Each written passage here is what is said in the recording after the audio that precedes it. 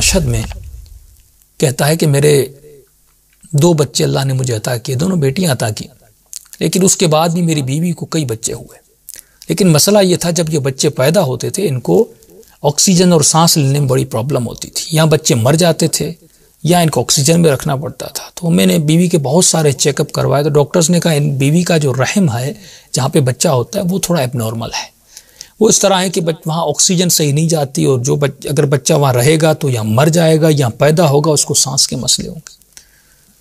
تو میں نے کہا بس پروردگارا، بہت متدین اور متقی آدمی تھا، بیوی متدین تھی، کہا میں تھک گیا ہوں، کبھی اس ہاسپٹل میں، کبھی فلاں چیک اپ، کبھی فلاں اسپیشلسٹ کے پاس، کبھی نامحرم ڈاکٹروں کے پاس مجبوری کی حالت میں جانا پڑتا ہے۔ کہتے میں تنگ آ گیا تھا، میری غیرت اجازت نہیں دے رہی تھی۔ میری بیوی نے کہا بس بچے نہیں چاہیے، میں بھی ہاسپٹل میں ڈاکٹرز کے چکر میں نہیں آنا چاہتی۔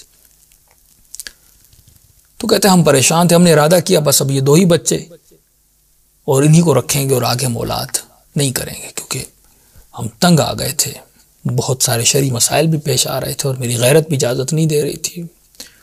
تو لیکن اچانک سے میری بیوی کو پھر دوبارہ حمل ہو گیا۔ اب ہم نے ارادہ بھی کیا تھا لیکن دوبارہ حمل ہو گیا، اب میں پریشان ہوگا، کیا کریں اس بچے کا۔ تو کہتے کافی عرصہ گزرنے کے بعد تقریباً 8-9 مہینے گزر گئے، اور اتنے میں ایک جگہ مجلس ہو رہی تھی امام موسیٰ کاظم کی نسبت سے، یا کوئی امام حسین کی مجلس تھی، میں اندر گیا، وہاں پر یہی واقعہ سنا کہ ایک درندہ بھیڑیا امام کے پاس آیا، اس کی بیوی کو بھی یہی مسئلہ تھا۔ میں نے کہا یہ تو ایگزیکٹ میرا مسئلہ ہے جو ممبر پر بیان ہو رہا ہے۔ اب یہ مشہد کا واقعہ ہے۔ کہتا میں فوراً واقعہ سننے کے بعد وہ سنا رہا تھا، میں زار و قطع رو رہا تھا، مولا اب یہ بچہ میرا ہے یا مرا ہوا پیدا ہوگا یا پھر اس کی سانس ہوگی، میں ڈاکٹرز میں نہیں جانا چاہتا، یا مرد ڈاکٹر ہیں، خواتین کی کمی ہے، اور متدین ہوں، میری غیرت اجازت نہیں دیتی، میں اور میری بیوی تکلیف میں کیسے کروں۔ کہتا اتنے میرے ذہن میں خیال آیا، میں نے کہا وہ حیوان ہے، جب مشکل میں گرفتار ہوا اس سے یہ معرفت تھی، اندر اس کا خالص تھا، اسے پتا تھا کہ مجھے امام کے در پہ جانا ہے، اور اے بندے خدا تو 7-8 سالوں سے ہاسپٹلز کے اور ڈاکٹرز کے دھکے کھا رہا ہے، امام رضا کے در پہ تو ایک بار بھی نہیں گیا اپنے مسئلے کو حل کروانے کے لیے۔ یقین، قلب سلیم۔ کہتا ایک مرتبہ میں روتا ہوا سیدھا امام کے حرم میں گیا، اور میں نے بے تکلف ہو کے امام سے بات کی۔ میں نے کہا مولا یقیناً میں اس درندے حیوان سے بدتر ہوں، میں اس سے بھی زیادہ برا اور گیا گزرا ہوں، کیونکہ میں 8 سال یہ مسئلہ آپ سے میں بیان کرنے نہیں آیا۔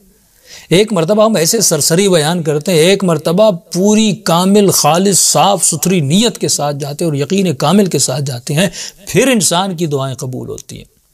میں نے کہا مولا اتنے مہینے گزر گئے، میں نہیں آ رہا تھا، اتنے سالوں سے میں نہیں آیا، لیکن ابھی آیا ہوں، اور یہ واقعہ آپ کے والد کا ہے جو باب الحوائج ہیں۔ بس میں آپ سے 2 چیزیں مانگنا ہے، ایک تو میری بیوی کی جو ڈیلیوری ہو وہ نارمل ہو، میں آپریشن کے چکر میں نہیں جانا چاہتا۔ دوسرا مولا مجھے 2 بیٹیاں ملی ہیں، ایک بیٹے کی مجھے خواہش ہے، وہ بھی مجھے عطا کیجیے۔ بس جسے حجت کر کے کوئی امام سے مانگتا ہے، میں نے ایسے حجت کر کے امام سے مانگا، اور میں نے کہا مولا وہ حیوان گیا اور آپ کے بابا نے دعا کی اور دعا قبول ہوئی، میں بھی آپ کے در پر آیا ہوں، ہاں میں اس حیوان سے بدتر ہوں لیکن آپ کا چاہنے والا، اور جاؤں تو کس کے در پر جاؤں۔ دیر آیا، مجھے بہت دیر ہو گئی آنے میں۔ انس بن مالک کے لیے ان کا ایک شاگرد تھا، کوئی میرے خیال میں 92 سال کا، امام کی خدمت میں آیا، اور چھٹے امام کی خدمت میں۔ امام نے فرمایا کہاں تھے؟ تو میں آپ کا شاگرد بننا چاہتا ہوں۔ امام نے کہا اتنے 90 سال کا بوڑھا تھا۔ امام نے کہا اب علم حاصل کرنے آئے ہو؟ اس سے پہلے کہاں تھے؟ اس نے کہا اس سے پہلے انس بن مالک کیا تھے۔ امام نے کہا اسی کے پاس چلے جاؤ۔ جب انسان یہ توجہ نہیں کرتا، جب یہ محسوس نہیں کرتا، کیونکہ اس کا اندر خالص نہیں، ہم ملاوٹی ہیں۔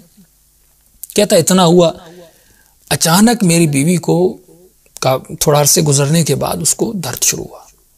میں فوراً ڈاکٹر کے پاس گیا، ڈاکٹر نے کہا اگر نارمل ڈیلیوری ہونی ہوگی تو 1-2 گھنٹے میں ہو جائے گی، اگر نہ ہوا 1-2 گھنٹے میں تو آپ کو ہاسپٹل لے آنا پڑے گا، پھر وہی آپریشن، وہ سارے چکروں میں آپ کو جانا پڑے گا۔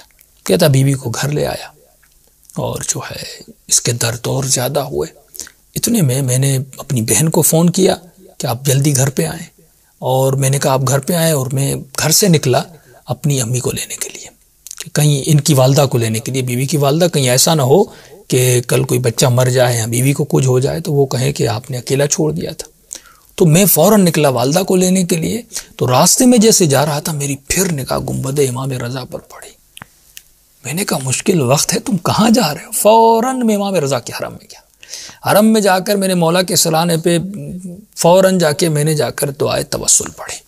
اور میں نے کہا مولا وعدہ تو یاد ہے نا، میں نے آپ سے آ کر کہا تھا مجھے 2 چیزیں چاہیے، ایک تو نارمل ڈیلیوری اور دوسرا مجھے بیٹا چاہیے. میں نے دعائے توسل پڑھی، میں نے کوئی نماز نہیں پڑھی، کچھ بھی نہیں کیا، بس امام سے یہ کہا اور روتا. میں نے کہا مولا اب میں کہیں اور نہیں جاؤں گا. کہتا یہ دعا کر کے میں حرم سے نکلا اور نکلنے کے بعد میں گھر گیا. یہ واقعہ ہے جانے ہوئے شخص کا.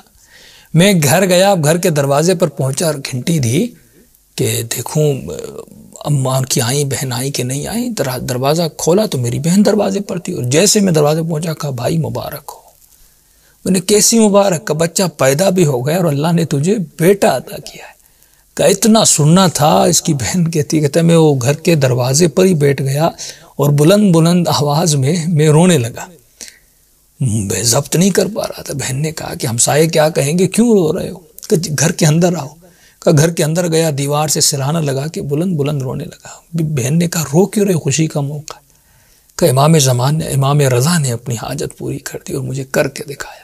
اگر تیری نیت خالص ہو عزیزو، اگر خالص نیت سے تمہارا عمل بجا ہو تو اس طرح وہ عطا کرتے ہیں. کہ جو معاملہ میرے درمیان اور امام رضا کے درمیان تھے وہ واقعاً وہ باب الحوائج.